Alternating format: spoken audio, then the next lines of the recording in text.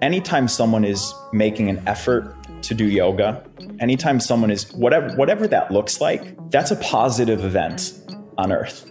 Someone showing up for a yoga class, whether it's $1 million or whether it's free, whatever it is, that is a positive event, considering the whole range of things that we could be doing with our time.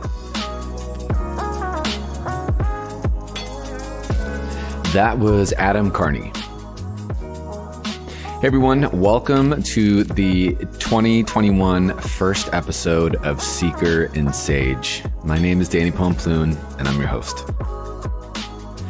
Welcome to 2021, everybody. We, if you're listening to this, we made it, or just barely.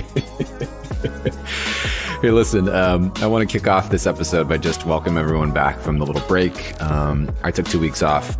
I'm going to talk a little more about it in next week's episode, but man, it was so needed, and I just can't encourage everyone enough to take a break if you can. I know that's a big ask, and that's an easy thing to say, and not really easy to do for a lot of us that have to work and take care of families and so on and so forth. But I'm back. I'm feeling charged. As always, feeling real, raw, and ready to go.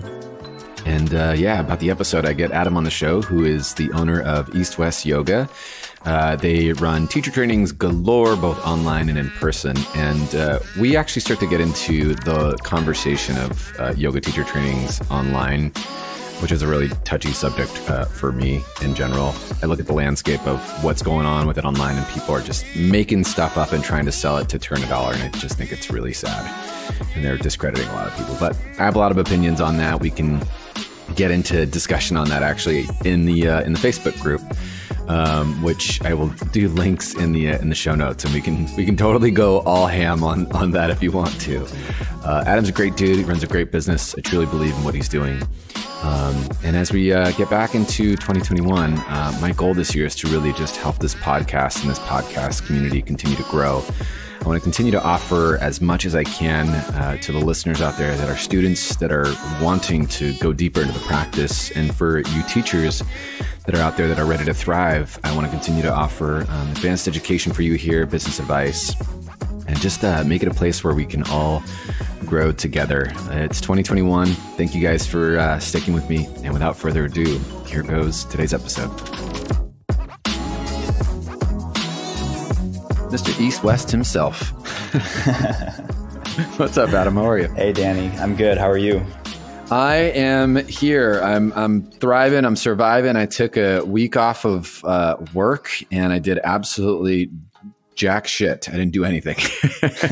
So I slept 10 hours every day and took naps every day and had 2-hour mornings of coffee and took a bath every day. And it was exactly what I needed. So I feel like a new human. I find that I'm jealous. I find that hard. Yeah, I thought it was gonna be hard, but then, I don't know, after your entire business just disappears because of coronavirus, and then you're in startup mode for 9 months, you sleep pretty hard, actually. For me, I just run out of stuff to do. I live up in the woods in Portland, alone. So I really quickly run out of stuff to do after I start to open my Nintendo, and then that's when I'm like, all right, I got to get back to work.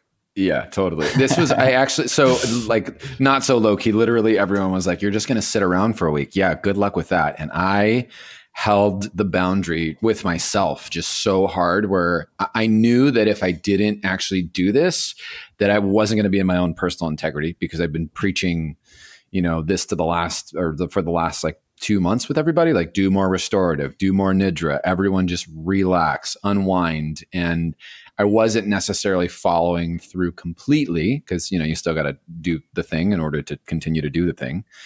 And finally, I just had a whole week of I just laid around on props all week long. It was great. Yeah. Kia Miller said this to me once. She was like, it's easy to, Kia. yeah. She's like, it's easy to do nothing. It's hard to do nothing sattvically. And I was like, yep, that's it. Yep. To hang out and just be in that balance where you're right in the middle. Yeah. Right. Adam, I have to, it's funny. I feel like, obviously we know a couple of the same people, but so you own and operate Yoga East+West, which is, in my opinion, looking at what you do online, I think it's some of the quality wise, when I look at trainings and programming that is out there, I just think it's up to par. It's really in full integrity, which I am a big fan about. And so one, I just want to celebrate and congratulate you on that, because I know that that's not easy. It's really easy in this day and age of yoga to get caught up in the hype of it and still not keep the roots, which I think it's important for us to appreciate, because if not, we, appropriate. Yeah, thank you. It means a lot to have that recognized, because it is hard. And so just a quick backstory. I became the owner of what is now one of the largest yoga teacher training companies in the world at age 27, which in hindsight was a role that I was not prepared for. Yeah. And the journey over the last 3.5 years has been maturing, expanding, just getting pulled in every direction in order to grow into the person who can hold a container of an organization that even can try to say that we're doing stuff with integrity. And I've gone through many iterations of what that means to have integrity in yoga and what it means to be authentic. I mean, these are the questions that I've been waking up with and going to sleep with every day for the last 3 years. So it feels good to have that recognized. And I'm excited to talk about that, because it's definitely been a journey of trying to and witnessing the difference between the ideas that we had initially on what we were going to be and what it means to be an authentic yoga company versus what just has obviously unfolded in reality, and what what inevitably you get.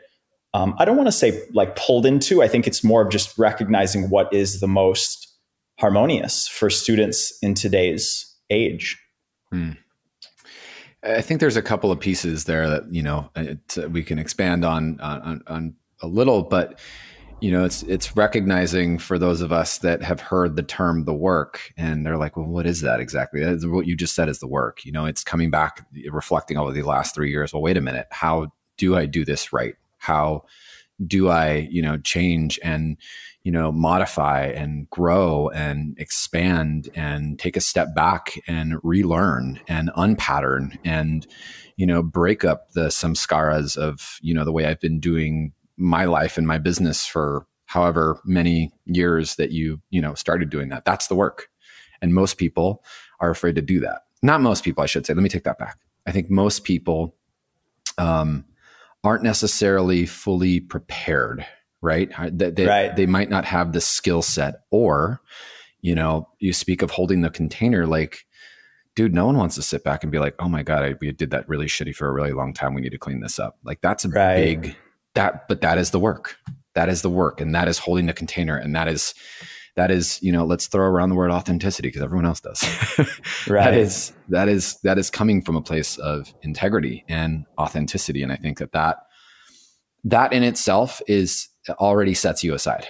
That already sets you aside from, many other business owners and many other, yogis, and it's yoga is even in the way that we run our business, people. It's totally not just the way that we move our bodies. It's in everything that we do, there is yoga. In everything that we do, there is yoga.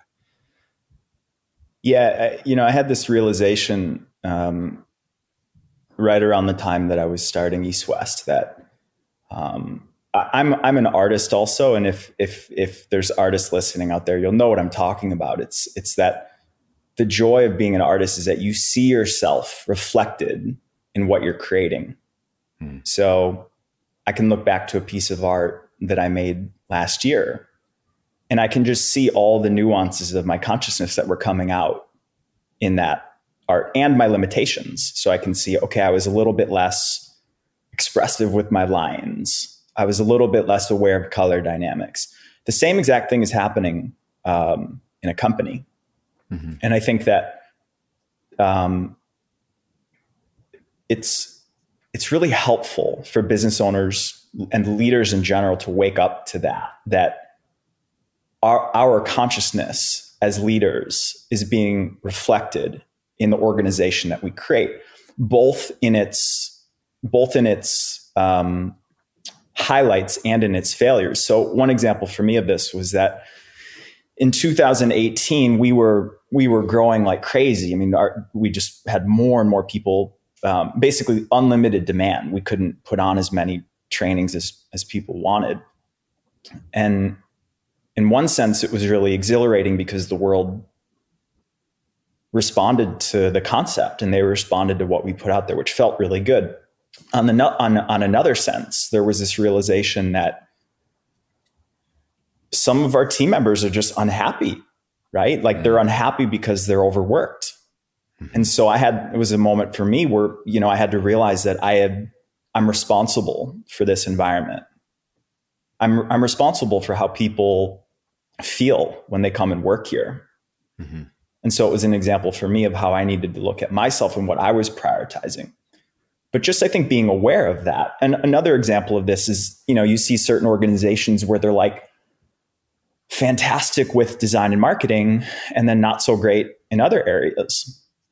And that to me is just a reflection of where we put our attention, which I think is just one of the, if not the core choice in life. And so I've found so much of my growth in life from business for that reason, because I'm constantly using it as a reflection tool to teach me about myself.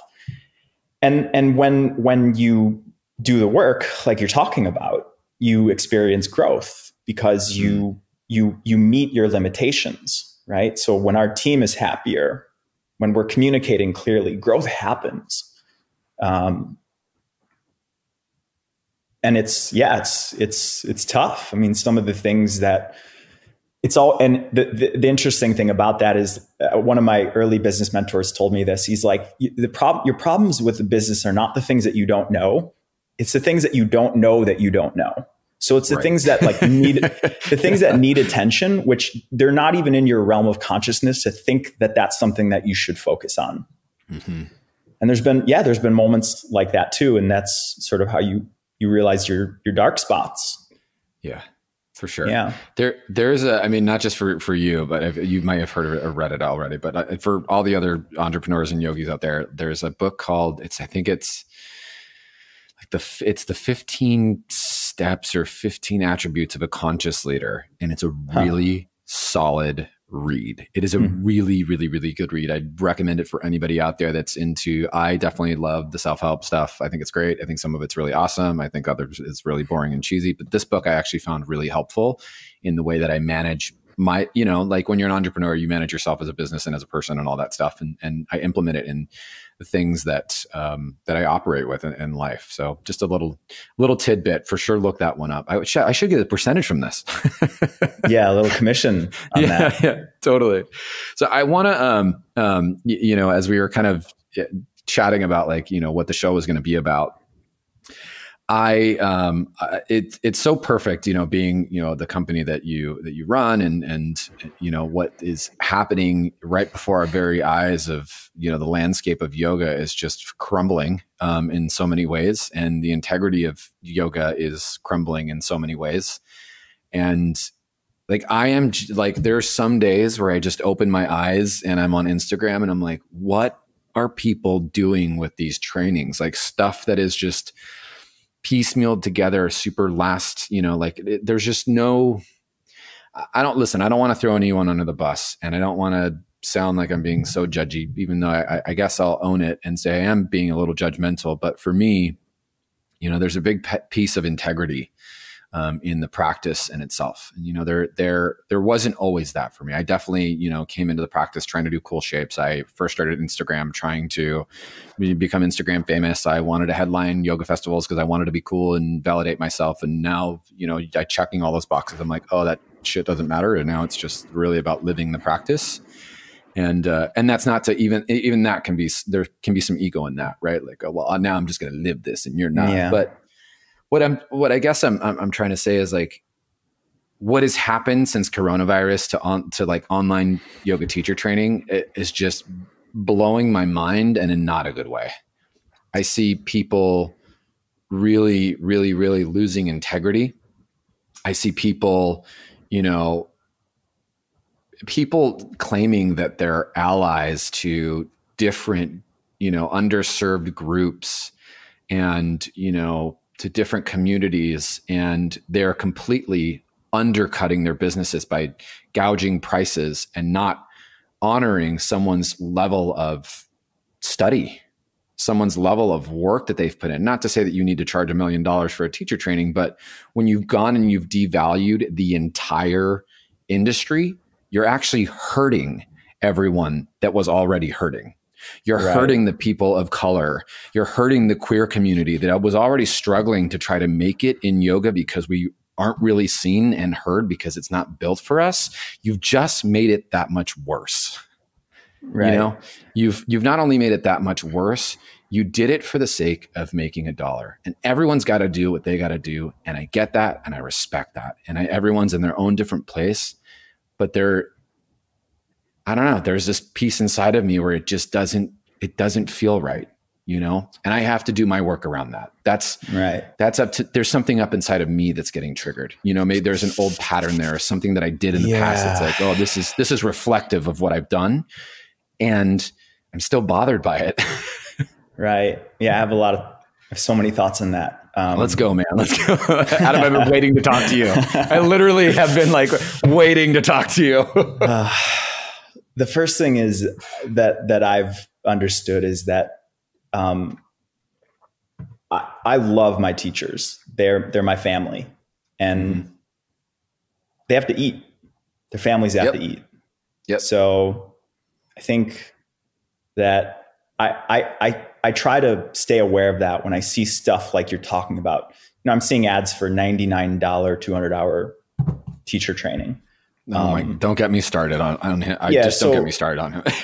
So let's talk about that instance so we can be a little bit more specific. So in that instance, I think it's important not to immediately make an enemy of something, but to really understand the dynamic. So the dynamic is someone who is looking at essentially finding an audience that has a need that is unmet, right? Which is what entrepreneurship is. And entrepreneurship looks at a subsection of people and says, they can't afford this. Okay, we'll do a cheaper one. And it's possible because we can create that because there's people willing to get on and record videos and offer that for $99.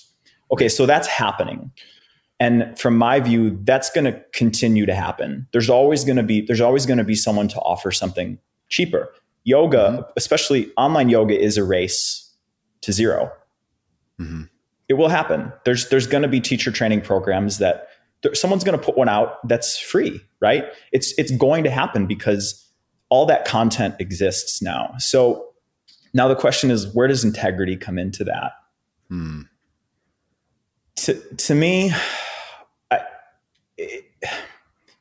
I find it anytime someone is making an effort to do yoga, anytime someone is whatever that looks like, that's a positive event on earth.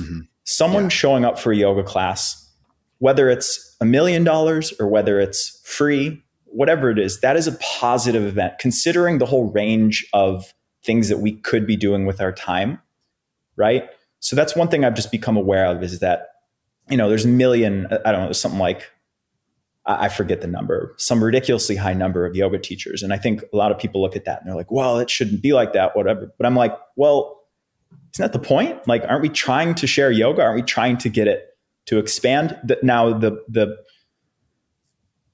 it's just, to me, it's just part of nature that when something expands, it gets diluted, right? And that's, Danny, to be honest, I don't see that as a bad thing. As long as people know and are aware and are pointed back into what the essence of this is. Because if you leave your $99 200-hour teacher training and you think, I'm finished, this is all there is to know, that to me is out of integrity, because you actually stop someone's progress on their conscious path. But for another person, that might be their only option at a time But if you are one of those people out there who's offering, some version of a watered down program, which every yoga program on earth now, to some extent, is a watered down yoga program. I tell our students that we're the teachers that we train that your obligation to integrity is actually two parts. One is to meet the person where they're at. Because if there were only people on earth offering, $4,000 or $5,000 expensive teacher trainings like East-West, there's a lot of people who would never have access to that. Mm-hmm. And so your obligation is to first meet the person where they're at, regardless of where they're at, so that yoga can continue to spread. The second obligation is to point them further into the tradition or the teachings of yoga and help them understand that this is the beginning of your path. Mm-hmm. And that your study should not stop here. Also understand what it means to be embodied, because to say yoga is one thing. To be fully embodied in these teachings is a whole other thing. And I think that most people in the West don't have an example of someone to point to that is fully embodied. Again, it's something that we don't know because we've never met someone, we've never lived with someone who is a fully embodied person. But then suddenly you meet someone who is fully embodied and you realize, oh my God, like there's a whole nother universe of depth to this practice. And so at East-West, we've started, especially since COVID, we started working with a really, really tight-knit group of teachers. And to us, that was integrity. And that's a piece of it. And we try to surround our super senior teachers from India with Western teachers who are also aware of those dynamics. So our Western teachers are really connected to our Eastern teachers to be able to say, I don't necessarily have the answer to that. This should be a question for Swami, or this should be a question for Monk Greg. Or if you want to actually go into embodying that, you should do study with this person. So I think that, the history of yoga is all of these connections between teachers and students. And I had this realization that if you showed up, if you wanted to study yoga 500 years ago and you showed up, you'd go to an ashram and you'd knock on the door, and there'd be someone, an understudy, that would probably greet you. And if you said, I want to learn yoga, that person wouldn't take you aside and give you a yoga class. That person would say, go to the teacher, go to the master. But that's the part that's changed now. It's that instead of newer teachers saying, go to my teacher, here's a source of my knowledge, and pointing them in that direction, the entrepreneur in us is trying to sort of acquire that person to be our student, right? So I think that to me is part of the integrity within that complex matrix that's missing, is like the respect of where this information comes from. Because the truth is that nobody alive right now invented any of this information. We're all piecing together parts that we learned from the masters before us. And there are these great, amazing, fully embodied masters that came to the West and gave this to us as a gift that they got from their master, that master got from their master. And so to me, when I experience a teacher and they resonate with me as someone who has integrity, what I'm sensing is that they feel their connection to not doesn't have to be just one lineage, but they have the respect for where this came from, and they'll help their students sort of get swallowed into that wave of just like what we call bhav, which is just this like love energy that is a part of this ethos of yoga. Mm-hmm. So, yeah, I think, there's first, a lot on the philosophy, part of it, like no one alive right now has written most of the philosophy things, although there are some people that are alive that have written some modern day philosophy takes on this. And, to know a person that we both know alive right now that has named some of these yoga postures is also something that I think people forget. Like the yoga poses, you guys aren't that sacred. They're shapes and bodies, and half the ones that you do nowadays wasn't something that was original. And yoga was based on an aesthetic practice, from some gymnastics, really. The other part that I was just, was thinking about as you were saying was, going in and creating a program that's X amount of dollars and, whatever, whether it's a higher price point or whatever, and being able to be of service to a community that can't afford X amount of dollars. I think that the way that, really makes something, this is again, my point of view is, I am able to offer scholarships to people because I'm able to offer, regular prices to other people, and it keeps everyone in the well. Because some people can afford a little bit more, other people are able to, come in at a discounted price, sometimes a full scholarship or whatever it is. And I've never once in my life turned anyone away for wanting to learn. Like, that's just, if the want is there, if the studentship is there, I think that for me is more important, because I can see if that person changes, if that person's awareness, just the slightest bit, even 0.001% can shift, and they have just their periphery is expanded, they are going to have an impact on the world in their immediate universe. And that's just as important as the entire field in itself. In their immediate universe, they're going to shift their friends, their family members, just by that small little change. When it comes to, the integrity part, this is something, even something that actually, funny enough, Kia, last I was in India with her this year, right as everything was going down. Actually, we were in India when COVID hit and everything got locked down.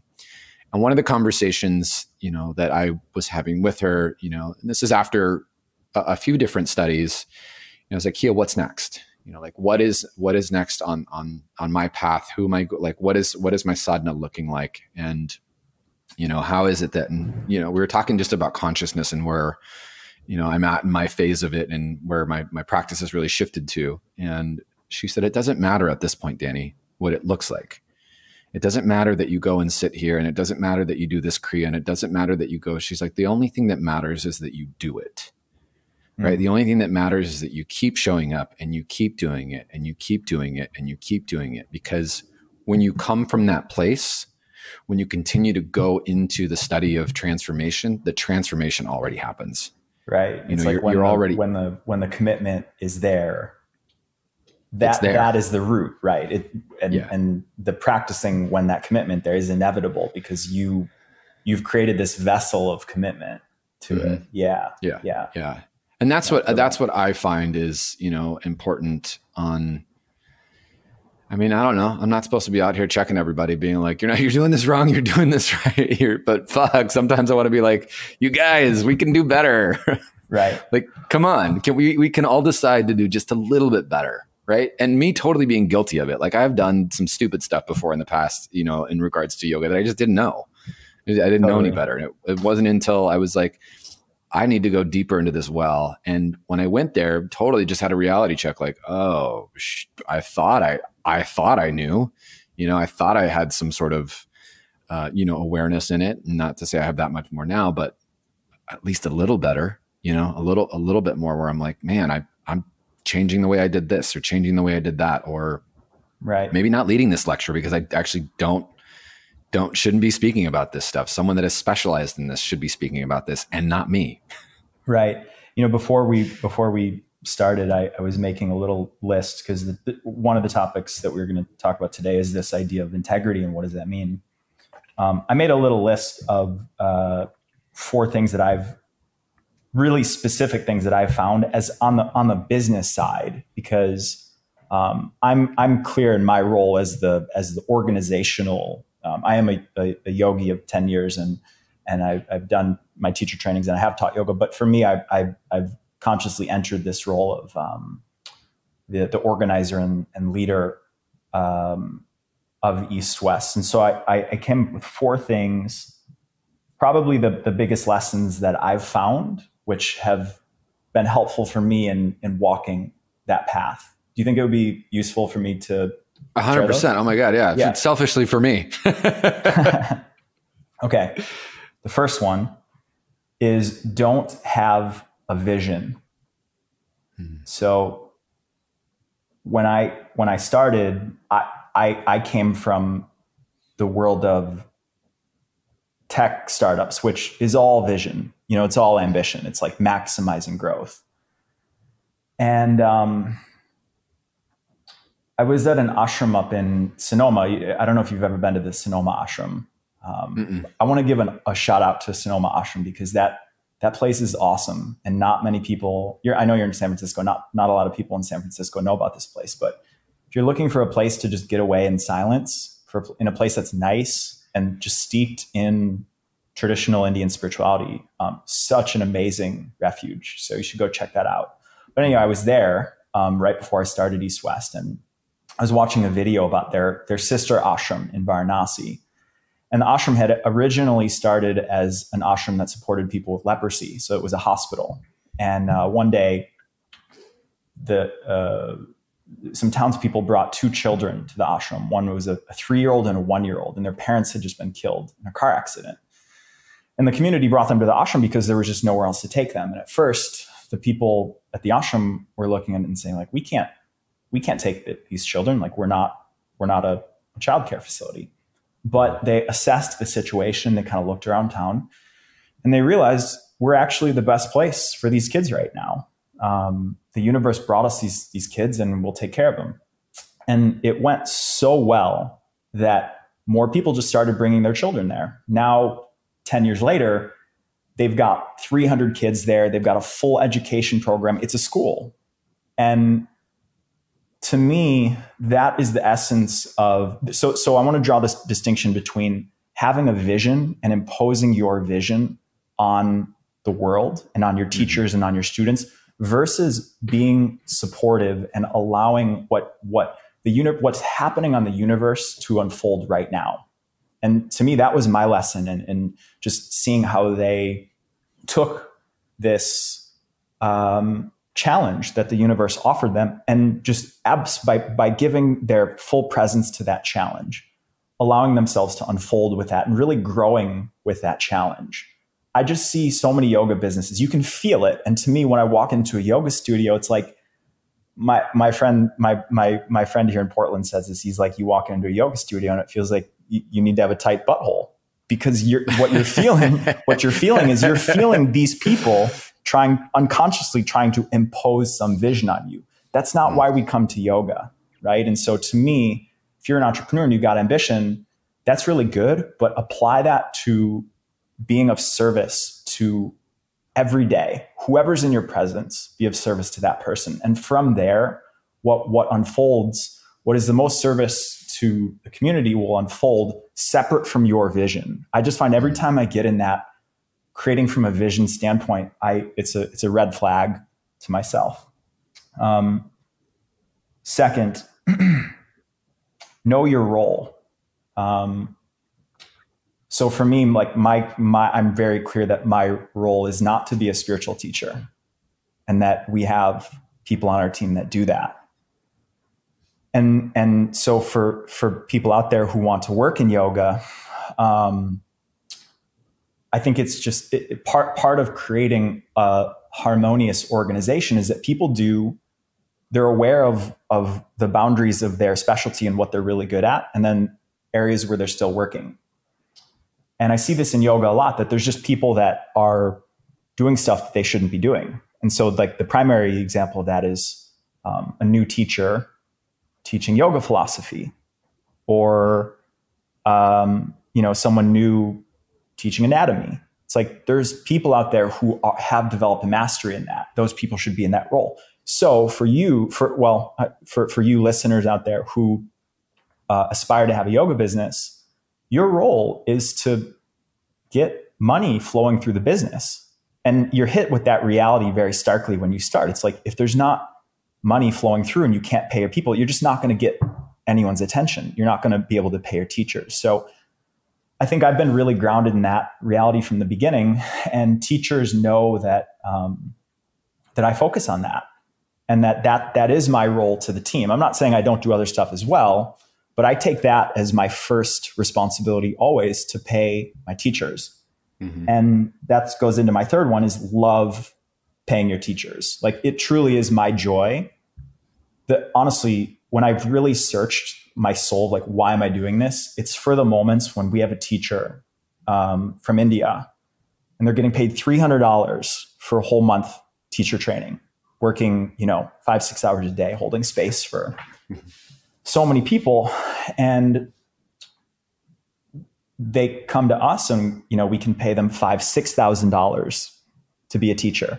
Those are the moments where it's like my heart lights up, because that is to me, the service in this is to recognize great teachers. And so I think I've witnessed a lot of people in the yoga industry where there's a lot of tense moments around money. And I think that East+West has been able to attract really experienced and mature teachers, because they know that I love paying them. It's actually why I do what I do. So that's a big one. And then fourth, I think it's good to have ambition, but limit it. Like be conscious of what the limits of your ambition are. So, I've met young yoga teachers and they're like, my yoga is going to change the world. And well, first of all, I'm like, well, it's not your yoga. And it's probably not. The truth is like the amount of effort and stress you'd have to put into that would probably be unhealthy for you. So I think ambition can be healthy. Ambition is part of what propels us forward to bring grace and to bring healing to the world. But to constantly be aware of that, it's something that you need to curb. And for me, whenever I start thinking about massive growth, I check myself. And one of the things I did this year was that I just actually set a cap for myself of how much in the whole history of this company, how much I will make a year as just a measure to say, I want to do well, but I don't want this to get to a point where my ambition is running this organization. Right. So yeah, I'm sure there's many more, but those are the 4 that I think have been really unique lessons from this role. I think those are great just takeaways in general for anyone, whether you're applying it to a yoga business, with the exception of the paying your yoga teachers part, but if you're applying it to really anything in life, is just tune in and check in and understand where it's coming from and why it's coming up. And right. It just, we could say this again. I'm really glad that there is integrity there. And, I really do, I led this workshop, and it was super small, and super easy. And it was just a quick little hey, there was a 3-day weekend. It was called, it's called Nerd Alert. Those of you that took it, you know what you were in for, but it's asana, alignment, and anatomy. And just for 3 days, I talk about blueprint poses and finding, Tadasana and everything, and co-contractions. And people were just like, yeah, I just did my 500-hour online and I've never learned any of this. And in my mind, I was like, my brain hurts right now. This is what practitioners should know. This is what you should. But Danny, can I give you I'll give you another perspective on that. Is what I witness and imagine I work with teachers who have a bunch of specialties, right? Mm. And so that person might have done their 500-hour, my girlfriend did her 500-hour, and it was super kind of esoteric and kind of shamanic. Mm-hmm. And to me, that is a piece of the puzzle, right? I think of the yoga journey as all these different pieces. And so to me, rather than make an enemy of what they have learned, and I'm sure there are some instances where there's just some total garbage out there. But I think in most, it's actually rare that someone is my teacher training was just terrible. A lot of times it's not what you and I probably experience. And we've been blessed with really good teachers, but it's they got one piece of their puzzle, and then you were just able to give them another really, really important piece. And so that's been part of it for me, where, just from this sort of zoomed out, very meta perspective, witnessing all these different people interacting with these different teachers, that, you just start to see, for me, it was the opposite. I didn't learn to open my heart until 6 years into my practice. And I'm I didn't even know that this was a thing. And I was like, why didn't I learn this at the beginning? But that's just the journey, right? So for me, I got really into the physical practice early, and then the heart stuff and the conscious stuff comes later. For other people, it's the opposite. And they're all, and that's why it takes a lifetime to learn yoga, because there are so many pieces to the puzzle. And I think that's the fun of it too, is like putting the puzzle together, because there's all these, universes that are hidden under rocks that we didn't see before. And then we get into one, and like the workshop you were taking, all these people discovered this new universe of posture and alignment and bodily awareness through you as a conduit for that. But I think that when as teachers, when we assume that our piece of the puzzle is somehow like the essential one, it's essential in a context, right? But there's so many different dimensions to yoga. And so I think that's one of the things that is like kind of unique about East-West, is just that like we don't really have like our philosophy. If you ask us like what kind of school we are, our philosophy is just great teachers working together. And we're just like an environment where teachers can work together. And so we don't have like super strict beliefs about how yoga should be. There are some basic, obviously, like beliefs that we have, but we try to leave that space for every teacher to express their originality, and then piece people around them so that they fit. So it sounds like you're really into, bodily awareness. And so, like you would come on to lead with someone who embodies something that is completely opposite of that, and find like, what are the synergies in that? Right. Right. Yeah. I mean, a couple of parts to that is just like, I own up to this entire, like a lot of the stuff in this conversation for me is just like, I have work to do around a lot of this stuff. For me personally, like everyone listening out there, like I got my own hangups too. And wait, I just want to say, like, I've gone through, I can sit here and say all this stuff, but like, you have no idea what I've, the challenges that I've gone through to just to be able to witness these things and like come to an understanding of them. It's been like gritting my teeth and, crying at night, like all this shit in order to, come to this place. And I'm in kind of a weird position where I have this different vantage point where I'm not invested like a teacher. Like if I was sharing from like every day, being a teacher, my journey would be different. But I wanted to say that for you, because like you're a great teacher. Like you're aware of what you're great at, and you give that to your students, and students find some degree of awakening. Bad dad jokes. That's it. That's all I offer.